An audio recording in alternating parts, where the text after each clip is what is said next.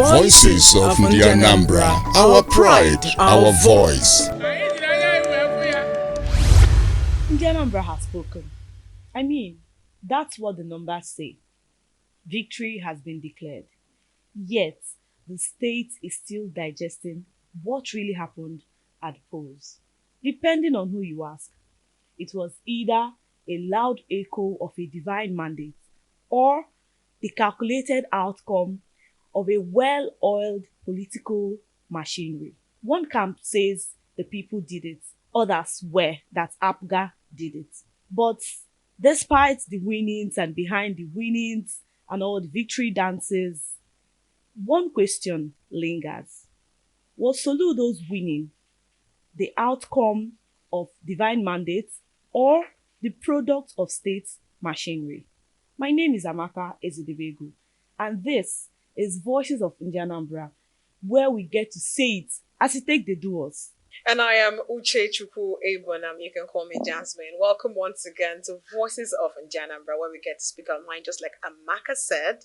And today is not like every other episode. Every time it's something new, something amazing, and of course your voices are being heard. But remember to always drop your comments down there and share. Jasmine, come on, I give you one white and black. Who be the bridegroom? You were prying on me while I was dressing up this Who is the morning. bridegroom? Who is the bridegroom? Okay. Yeah. All right.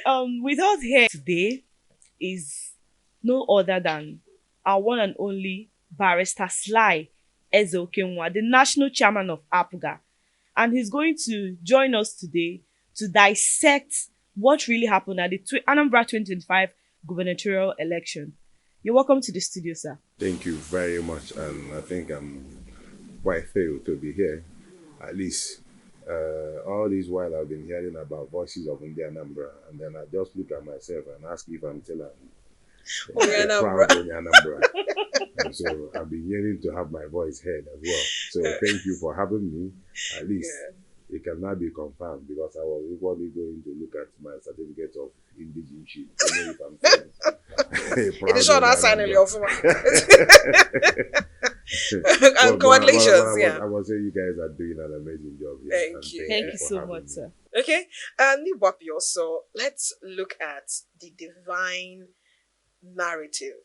You know, the re-election was branded a divine movement. In fact, I think we had the former APGA national chairman here, and he said it's a divine mandate that Soludo is with God and God is with him, and he's not just we should not look at him as Professor Chukwuma Charles Soludo. It's like he had a lot to say right here, and we want to hear from your own perspective. You know, the widespread accusation of APGA buying votes. You talked about Soludo being a divine mandate. Yeah. First, if you understand the place of rulers in history, especially making reference to biblical origin, you will know that those in civil authority are people that have been ordained by God. There's no doubt about that. Anybody that is in the position of authority, and that's why when people come out and insult people in positions of authority, there are people that I call I may not address them as Christians. Because if you're a Christian, you will understand the place of a ruler or someone in civil authority. And your job, of course, you can engage in criticism, constructive criticism, not needless criticism. And then you pray for them. I'm a Catholic, and then there is this part of the Mass that will call prayer of the faithful. One of the things you do at that point of time is to pray for the church and pray for those in civil authority. Because they say when the righteous is on the throne, that the people rejoice. Yeah. So it's as simple as that. And so, as for being divinely orchestrated, there is no doubt that Soludo is a divine mandate. And you know, when someone is a divine mandate, you must understand that there is one very important thing about God. He said, for everything there is time and season. You will recall that Soludo contested this election in 2010. Yeah. And he was not successful. The simple meaning is that that was not God's ordained time. And when it was God's ordained time, everything aligned. But there is a caveat I always put to this whole divine mandate thing. You see, it takes the will of God and the disposition of men to have a divine mandate aligned. So these two things must go hand in hand. And so while you're talking about a divine mandate, human machinery can either subdue or find a way to distort a divine mandate. Of course, we all know, I think it's the book of Isaiah that says that rather than my words not to come true, heaven and earth will pass away. It's like APGA has a thing with having. Well, you know, the former national chairman that was here. Use Bible verse, No. But you must understand equally that Ozombu Victor is someone I can aptly describe as not just a boss, but a father. I worked with him. I was his national legal advisor for 4 years. And I worked closely with him. And if there is one thing you can ascribe to Ozombu, it is a man imbued with knowledge and spirituality. And so when he talks, one thing about, in life we have people with different gifts. I think I don't know whether I'll cite another version of the Bible. I forgot whether it is the first letter to the Corinthians that talked about, or the Philippians that talked about spiritual gifts, who have different types of gifts. But then does APGA need to, pay for votes? No, I'm coming. I were just digressing. Yes. First, I talked about Soludo being a divine mandate. And to tell you that there is absolutely no doubt about that. Being a divine mandate, divinely orchestrated, and an idea whose time has come. That is one. And so, if you look at the trajectory or the manner he has governed Anambra State, you will be left with no doubt that this is a man who wants to do God's will. You see, there is a certain problem that we have in our society now, where people mistake the voice of the majority to be the voice of God. It's definitely not the same. Even though we say vox populi, vox deo. Sure. But in this era of social media, people tend to follow or jump on a bandwagon. And so a man like Soludo may not really appeal to those vocal majority online. But the most important thing is that whether the people understand you or not, the most important thing is for you to do God's will. That's part of what we are taught as Catholics in catechism, that God created us to know him, love him, serve him, to do his will. Very important. And ultimately, to enjoy with him in heaven. And so, when you're doing God's will, it comes with it some measure of deafness to the antics of the world. Why do I say that Soludo is doing God's will? And because he's doing God's will, he becomes a divine mandate. If you understand, I'm one person that have come close to the governor, not because I'm his national chairman, but because I think I can call myself a proud Soludo apostle. In apostleship, you identify someone as a leader capable of or worthy of emulation. You see his footsteps, you see the way he lives his life and the way he governs. And then you say, yes, this is an ideal person for the society. And he says things the way they are, irrespective of how you feel about it. Any leader you see that has empathy and compassion as his driving force, then such a person is definitely someone doing the will of God. Yeah. Empathy and compassion. It is empathy that will make you understand that there are people in the society who may not be as privileged as you are, who may not have the means that you have, who may not have the wherewithal to live a meaningful, and if you go to the development of democracy as a form or a system of government, you will understand that it is a system where people, or what we call indirect rule or democracy, where people come together and donate their mandate to a set of people to govern the state on their behalf. And so because that is the hallmark of a democratic governance or a democratic system of governance, you will not fail to understand and appreciate that the ultimate mandate and will resides with the people. And so it must be to serve the vast majority of the people, especially the most vulnerable in the society. And so that is the hallmark of this, and that's why I said it's empathy laced with compassion. Now, For us in APGA, when Soludo became the national leader, he tried to ask a very vital question. What is the identity? What should be the soul of our party? If we say that our motto is be your brothers and sisters keeper, what should be your driving force? And he came up with the aphorism that our driving force ought to be leaving no one behind. And so that model or system of governance is what we are studying now to see how the party can even adopt it as a manifesto. Because it means that you don't leave a set of people because they are not really privileged to have their voices heard or to actually be seen. And that's why this government prioritizes different segments or sectors of the society that are far lagging in behind. In 2021 election, there were two major local governments that were lost, Nnewi North and Ogbaro. These two local governments were part of those places where he even started.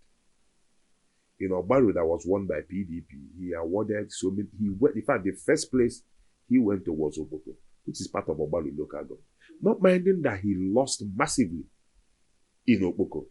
I think in Ward 6, which appears to be the second largest ward in Anambra State, he lost woefully there.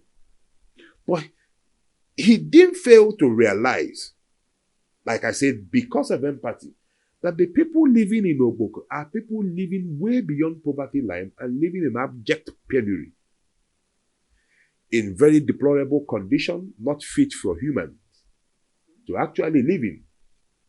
And so he started a massive cleanup, an urban renewal and regeneration of that particular area. And today, you can go to Oka and proudly say, yes, they too are the earth. I remember very vividly when we were in secondary school, one of the poems I loved was the poem, They Too Are the Earth by Ndi Anambra. And it tries to say, highlight different people, different segments, different people inhabiting various sectors of the society, that they are equally human. Say they too are the earth. And that's one highlight of Soludo's administration. In all this, you must see the hand of God in it. Oye, in his characteristic manner as a prophet, had actually prophesied some years back that Soludo was going to lead Anambra State. Well, call him a prophet, fine, but the most important thing is that he is the governor today and he's actually doing the will of God. Sure. Then you come to your second question. The whole vote buying. In fact, in my previous interviews on various TV stations, I had said that it is shocking. Selling allegations that people level on people because you feel you do not probably want someone, or you feel so and so person shouldn't have won.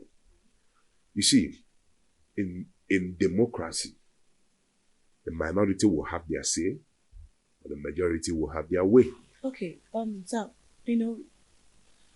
major candidates, even P2B, and some of the TV stations, they accused APGA of vote buying. Yes. And, before now, Soludo was saying things like giving 5 million. No, I'll come to that. Ward and I'll come to that. Because one let me even wonder, is that incentive or is that not vote buying? I will discuss this in two ways. First, is to accept the allegation. Okay. Yes, we engaged in vote buying. Absolutely. That's a strong statement. When we did the road that traversed Anambra East to Nzam, the first ever road that went to Nzam, that was when we bought the vote of Nzam people. When we regenerated Oboko, the biggest urban slum in Nigeria, making it more inhabitable, that was when we bought the vote of Oboko people. When the government, the administration of Soludo, awarded contract for the construction of close to 1,000 kilometers of road crossing the entire length and breadth of Anambra State, that was when we bought the vote of Ndi Anambra. When this government came in, and in less than 6 months, employed over 8,000 teachers and over 1,000 health professionals, that was when we bought the votes of Ndi Anambra. When this government decided to deepen maternal health and all other ancillary connected to issues surrounding maternal health to, as much as possible, reduce to near zero the incidence of maternal mortality by actually granting free antenatal and postnatal care free delivery, including cesarean section. That was when we bought the vote of Ndi Anambra. When this government came out and shared over 2 million seedlings of improved seedlings, palm, coconut, everything, that was when we bought the votes of Ndi Anambra. And so when you talk about vote buying, yes, it's because people do not understand the connection. Because, like I said, part of the problem was that people sat down and said, wait a minute.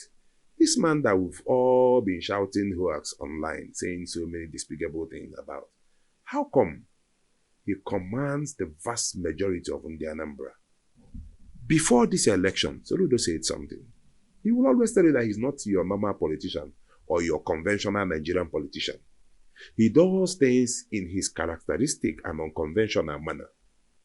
Why do I say this? He said that he was going to test a hypothesis in this election.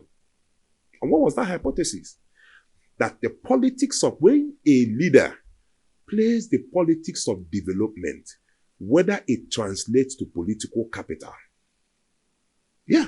Looking at the volume of infrastructural strides or development that this government has achieved in just a little above 3 years, one begins to wonder whether in reality it is actually true that this government is yet to borrow a dime. So that is one issue. And on this issue, people are surprised, perplexed, trying to understand how this man is doing this magic. We know states all around the country that have not done up to 30% of what Soludo has done, and we know their debt profile. But in Anambra State, it is zero. And it is the same man that is struggling. In fact, anybody that knows Soludo, we know that the least thing you will ever accuse Soludo of doing is anything that has to do with parting of money. Yeah. If you know Soludo very well, he is a man that deploys resources to only things that give value. And for him, when you talk about vote buying, that is the normal vote buying that talks about giving a voter money in exchange for vote. It means then the hypothesis that he was testing would probably have been built on a very faulty premise. So what do you have to say about the 5 million naira per... No. You see, first, you must have a basic understanding of the various laws governing our electoral system. The Constitution, the Electoral Act, the Evidence Act. Incidentally, I'm a lawyer. True. Under the 2010 Electoral Act, as amended, there was a novel introduction about giving what they call an expenditure limit or cap for people who are contesting the election. I'm not quite sure, but I think for governorship election, they put it at 1 billion. That means as a governorship candidate, you're not supposed to spend so and so, more than so and so. That's your ceiling. It tells you that ordinarily, prosecution of campaigns and election entails expenditure. So you must incur necessary expenditure. You must, of course, strengthen the structures of the party. You have volunteers. Of course, you have structures of the party. They go out of their way to campaign. And in going out of their way to campaign door to door, they incur reasonable expenses. They produce flyers and other campaign materials. So these and many more incur expenditure on part of the candidate. And so, if you look at section 221, I think, if I'm right, I think it's section 221 and 227, Nana tries to define what vote buying is. First, you will see that even though not expressly written in those sections, is a hidden condition that it is something that is done on the election day. If you read through the meaning of that particular section, because the moment it becomes so remote, it becomes difficult to characterize. Again, in this election, we tested another hypothesis or a different campaign structure. What you know is that a candidate comes to see or comes to strengthen the party structure by bringing funds. In this election, we didn't do that. Because we, as a party, saw the magnitude or quantum of what the governor has done, we came together and said, no, this campaign is now going to be owned by the people. And so we are now going to prosecute this campaign in trust for our candidate. We'll go all out, incur expenses.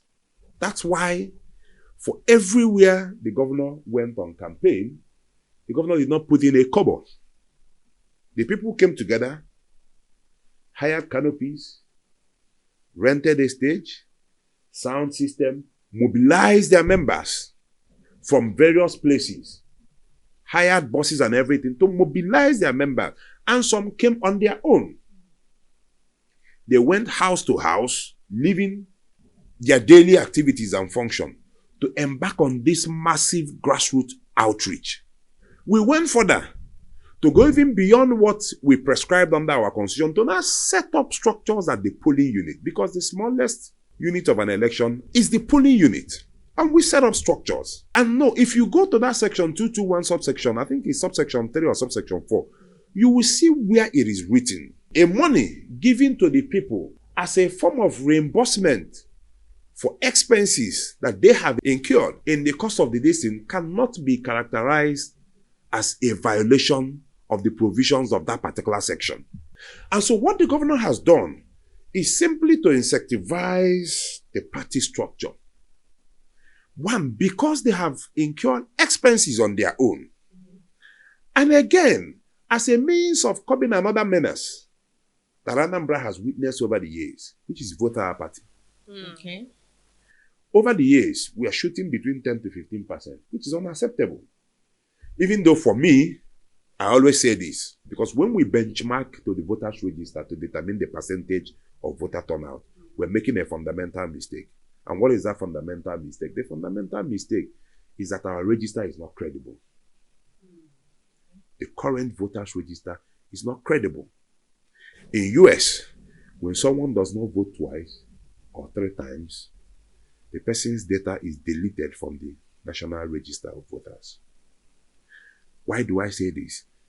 The last register that keeps, that has been updated from time to time, I think it was actually generated in 2011. Either 2011, I'm not really sure. And so, the people that have died from 2011 till now, their names are still in the register. And so you see a register of 2-point-something million voters. We don't know the number of persons that have died.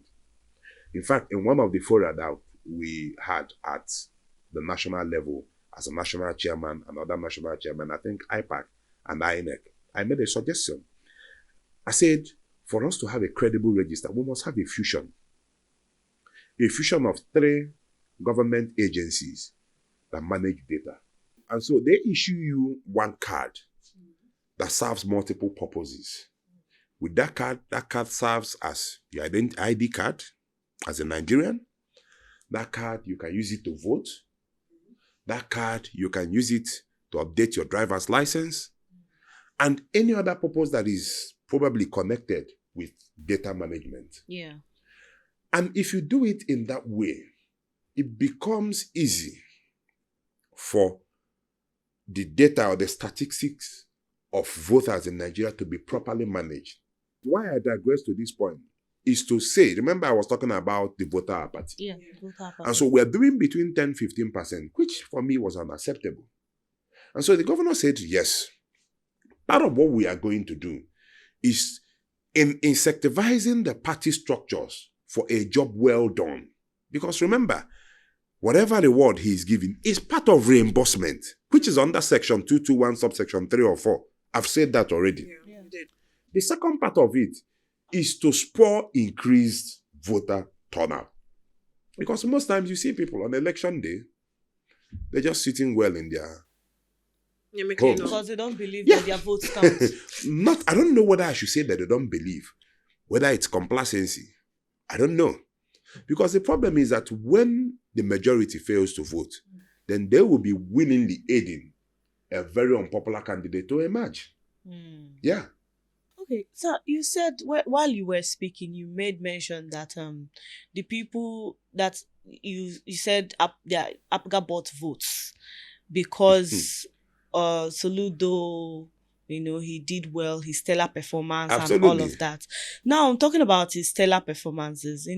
There are claims or critics say that APGA won not because of Soludo's stellar performance, but because there was no other credible candidate on the polls. Yeah, just had a weak opposition. Yeah, exactly. When you talk about the reason for the win, for me, it is a fusion of so many factors. So many factors played role in this humongous victory. Depending what you cannot stay here and determine is a percentage. So when you see this factor contributing, you cannot ascribe a percentage to its contribution. But for me, top on the list is the stellar performance. Top on the list is the stellar performance. And that's why I told you that the governor was testing a hypothesis, whether when the government plays politics of development, whether it translates to a political capital. Again, you must not forget that this is Anambra. And like we popularly say, Anambra is APGA land. It's another factor. That in Anambra, APGA is no longer seen as a political party. It's translated to a movement of the people. Yeah. And to that extent, because what we are trying to do is to deepen this. But you must understand something. APGA didn't just grow overnight to become a movement of the people. Something caused it. Okay. Something led to it. If APGA had continued to fail in the Anambra, it wouldn't be a movement of the people. True. So APGA became a movement because previous leaders elected on the platform of the party has performed. And like we always pray, we want the bar to be raised higher and higher and higher. I've said something in the past.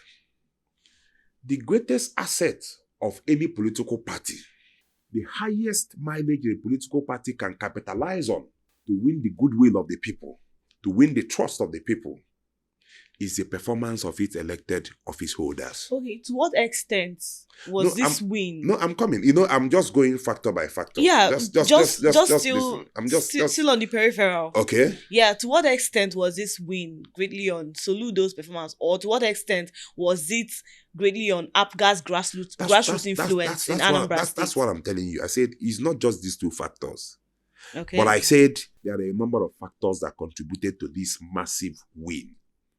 And I said, top on the list is the performance of the governor. Top on the list. Okay. Because even if APGA is a movement of the people, if you have an unpopular candidate, it becomes more difficult to market. We know go vote So that's why I said it's a question of degree or percentage to what that factor contributed to the overall victory. But like I said, top on the list is the impressive performance. Like the greatest capital or asset of a political party is the performance of its elected officials.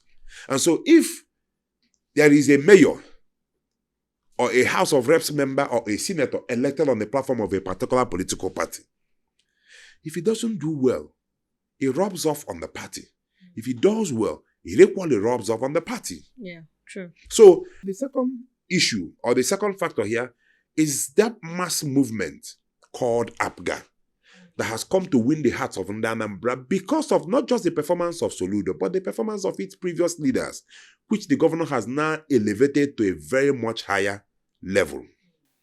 You still have another factor, though minimal, which is zoning. Okay. It's still another factor, whether you like it or not. It's part of the factors. Because in Anambra, there is an unwritten zoning arrangement. It is largely unwritten, but it has come to enjoy the acceptance of over 95% of Ndi Anambra. That every senatorial zone in Anambra State has 8 years. And so, those of Anambra Central know that equality is equity. And so they understand that what the people of Anambra South through Soludo has is an additional 4 years. And they wouldn't want anyone that would distort that balance. Okay. Yeah. And so it is written, cast in stone or iron, if you may wish to use that phrase. But is that not an APGA kind of movement? Is that an Anambra? It is an Anambra movement. Okay. I can tell you that. Because Okay. when a movement, remember, it's very difficult to differentiate between APGA and Anambra. APGA is Anambra. It's not as if Anambra enjoys a separate existence from APGA. No, we have now fused together.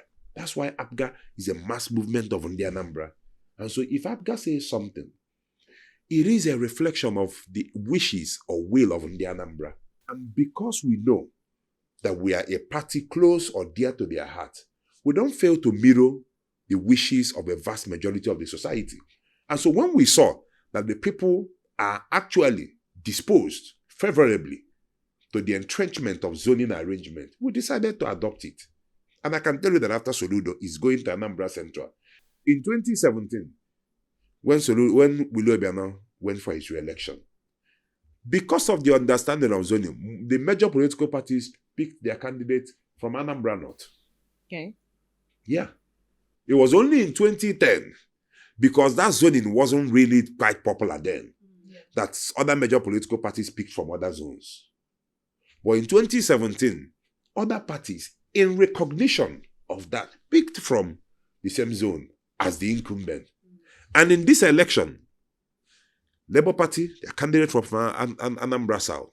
APC, their candidate was from Anambra South. It was only PDP, which for the purposes of this election can no longer be described as a major party here, and YPP that tried to rub shoulders.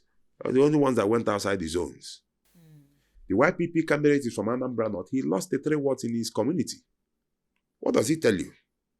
Apart from the performance of the governor, it tells you that his community recognizes that if you want to come to equity, you must come with clean hands. So APGA has succeeded in making zoning an Anambra thing. It is an Anambra thing. Like I said, You argue that there is no document to support that. that's why I said it is an unwritten. If you go to the Britain today, much of their constitution is unwritten. Okay. Well, let's move away from the fact that there's the zoning written or unwritten, Yeah. and then go forward to the future. Yeah. 422,000 plus people Yeah. voted for APGA, voted for Professor Chukwuma Charles Soludo. What should they expect in the next 4 years? What the expectation remains the Because same. as they go vote, you guess what will push them to No, vote. definitely. So First- now, what are we first, expecting? There are two things that led to the massive vote. First is reward. Before you talk about expectation. Okay. Because the reward is, there is nothing as beautiful as when you are campaigning, you are making promises. And then you go into office. And what would they write on? Would they write the Yes. promises? They wait. You go Accountability. you go into office. You give a stellar account of your performance. You implement to a reasonable degree. In fact, for Soludo's case, it is summa cum laude. Yes. Remember doing the speed this last The week? performance, the achievement in terms of implementation of his own promises. And so, what you saw on the 8th of November is first and foremost a reward for a stellar performance. Because if he didn't do well, yes, because we have structure, we might have found a way, to just edge past the election.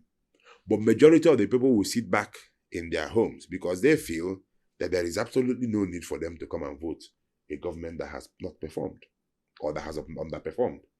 So the first thing you see on that result is a reward for hard work. Reward for a man who has devoted much of the past 3.5 years crafting policies to improve the lives of the people. That's the whole essence of governance. And then after the reward now comes further expectation. That name, Professor Charles Chukwuma Soludo, is associated with excellence. Okay. Yeah. Anywhere you see that name and you don't see excellence, then it's not Professor Charles Chukwuma Soludo. He's an impostor. I can tell you that. He says, you ain't seen nothing yet. With what we are saying, and you're saying we ain't seen nothing yet. Ha! There is then there is problem. Then there is problem. But I can tell you, I don't think there is a better moment to be a proud Ndi Anambra than now.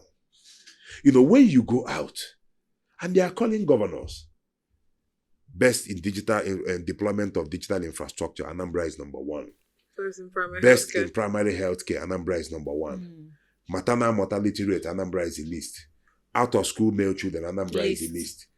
Road infrastructure, Anambra is number one.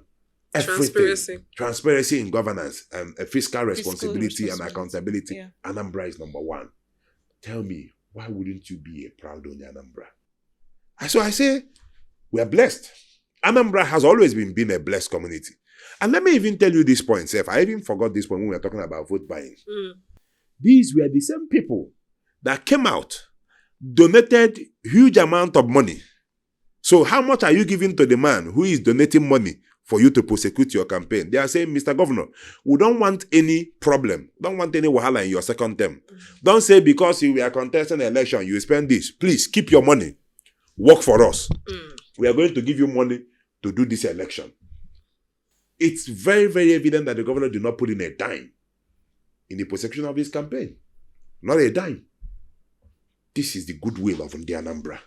But critics say that those endorsements are fake. You're staged. That it was, you know. Well, whatever you want to believe. I am the national chairman of the party. Yeah. And I know, in my local government, I know the people that put these resources together. These are captains of industries and people who own in Onitsha South, my local government. Yeah. So they did a total of 14 roads, plus a brand new specialist hospital. Not to talk of those that were empowered through the 1U2 skill, or the teachers that were employed, or those that now attend, their children go to school free of charge, or those that receive various seedlings. Now, that 14 roads, we said it on live TV. If we put together all the roads that were constructed in Onitsha South alone, from the time of Governor Chukwuemeka Ezeokenwa up until Willie Obiano, put them together, they didn't do 14 roads in Onitsha South. Okay. Yeah. I was born, brought up, and I live in Fege. Wow. Yeah. I know when Ezeokenwa constructed 6th Avenue. And Soludo reconstructed it. And today, if you go there, you see the quality of infrastructure. And we are still living, pleading. Just what is remaining is just about maybe 1-2 roads out of a number of roads there. So, you see, there are certain things you can't fake. Anybody that lives in Anambra cannot ask you the question what Soludo has done. Anybody that is resident in Anambra, his legacy, his footprint is littered all over the state. And so it's very, in fact, that tells me, as far as I'm concerned, I now agree with him. That hypothesis, that postulation is simple. Work for the people will reward you. It's simple. All right. But then let's move a little bit away from Professor Chuma Charles Soludo. Put our lights on two party stakeholders who happen to be on the federal scenes right now working with Mr. President, likes of Bianca Ojukwu and Makoye. Now, these people are basically from APGA and they're working under the APC government. Absolutely. And they campaign strongly for APGA, even when Mr. President has his own candidate under the APC. Now, do you think that this will cost them their job on the federal table, or this a pure loyalty to APGA and Anambra State? You know, part of the problem is I'm a very good student of political history. I think post-independence, we had some strategic alliances or partnerships between some political parties. I think then we had the MPC-NCNC alliance that produced Alhaji Tafawa Balewa as the Prime Minister, and Dr. Nnamdi Azikiwe, the Owele of Onitsha, as the then president, ceremonial president. And so accords and partnership are part of. The only thing is that over time, I think with the advent of the Fourth Republic, it changed a bit. That's why I'm grateful to Mr. President. The ability to reinvent that politics of the old, because that is what will engender development. Why do I say so? When the president took over office, in my congratulatory message to him, I called on the president to look beyond party line in identifying credible Nigerians. Because look, you must agree with me that Nigeria is not bereft of quality individuals scattered along various political parties in Nigeria. Yeah. When you cross the threshold of election, you move from being a candidate to the president. And when you become a president, you don't become the president of your political party. You become the president of the entire nation. Yeah. And your job is to serve the people. True. To identify credible individuals. Yes, we understand that your political party must take the front seat. And so, showing that the president is a deep-rooted Democrat. Remember, he chose Nyesom Wike, the current minister of the FCT, from PDP. He's a minister. And has he done well? Oh, massively well. In terms of performance, if you go to Abuja, you see a difference. So he looked towards APGA and chose the wife of our revered spiritual leader, Lady Bianca Ojukwu. And today, she is the Minister of State for Foreign Affairs. And if you follow her activities, you will see that she is showing a good example of what APGA stands for. And while we are still appreciating Mr. President for that appointment, he went on to appoint another APGA guy, Mr. Mark Okoye, as the pioneer MD CEO of the Southeast Development Commission. And has he done well? Stellar performance. I don't have any doubt at all about members of the party. And not just this performance or this appointment. For me, the most important thing is that we appreciate the president for the deep-rooted support he has given to our governor and our national leader. And that's why when the governor came up with the mantra that progressives are working together, because remember, the governor said, look, in developed countries or saner climes, what drives politics is the manifesto of the political party. Yeah. But in Nigeria, it's no longer so. So people just see political party as simply a vehicle to get to political power. Yeah. And that's why in one Supreme Court judgment, the Supreme Court justice asked that question: if he drinks tea with PDP and decides to have dinner with APC, what's wrong with it? For me, there is everything wrong with it. Political alignment must be based on political ideology. Yeah. True. And if you look at the ideology or the manifesto of APC and that of APGA, you see a lot of similarity. Yeah, because it is rooted in progressivism. And so since both parties are working for the progressive ideals of a greater Nigeria, then why wouldn't they collaborate? Collaboration is the key. That's why, as a political party, we are deeply grateful to the president and we are 100% in support of Mr. President's policies. And at the appropriate time, we are going to reward Mr. President for a job well done. That's the only thing I can say. So are you saying that Mr. President supported APGA over his Mr. President supported his friend, not APGA. But the most important thing, the greatest support that the president gave us is that he enabled a level playing field. But when you talk about president supporting APGA, Mr. President is not a voter here. True. He's not a registered voter. He's not from Anambra. Yeah. So what can he do? The only thing we demanded for the president is one, give us a professional and a credible INEC chairman, which he has done.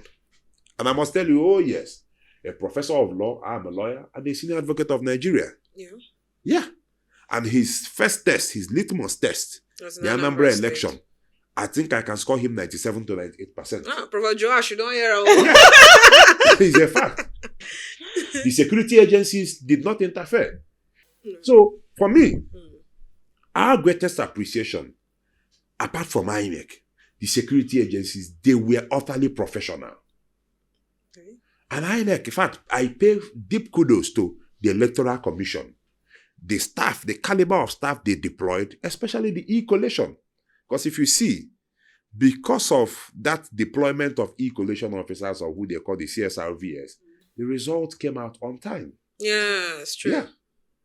For me, as a party, we owe Mr. President. We're deeply grateful for his support. And like I say, that support is in creating the enabling environment for a credible electoral process. That's all. Okay, it's been an amazing time. After all the verbal passages and the divine mandate and all the expectations, we are done right. Because when you go start, they look for accountability and transparency. Check. Because we need to learn how to hold our leaders accountable. Very Absolutely. important. Yes, because Absolutely. when you do, they know say if they do any they see any else, and you will not reward them with your votes. Absolutely. Very, very serious. Just like Soludo was rewarded true, with the votes of Ndi Anambra. true. So you don't see them, my mouth and your ear, all of them are the same size. You know, big bass. And also, when the national chairman speaks, APGA has spoken. So APGA has accepted the allegations on vote buying, citing the fact that Soludo bought the votes of Ndi Anambra with his stellar performance. Nugoniano. And with that note, to come to the end of this podcast, yes, the Voices of Ndi Anambra, I want to say a huge thank you to you, Barrister Sly Ezeokenwa, the national chairman of the All Progressive Grand Alliance, APGA. Thank you so much once again. Thank you so much. And I must thank both of you at least. Okay, my people. My name is Uche Chukwu Ebenam. It's been an amazing time here. Make sure you like, share, subscribe, and drop your comments right there on the comment section. We'll take it up when we do see it. Okay, so keep being a good citizen. And Amamaka is the way go. Do not forget to follow us across all social media platforms so you don't miss out on all the juicy updates. Thank you. Thank you. Have an Bye. amazing week.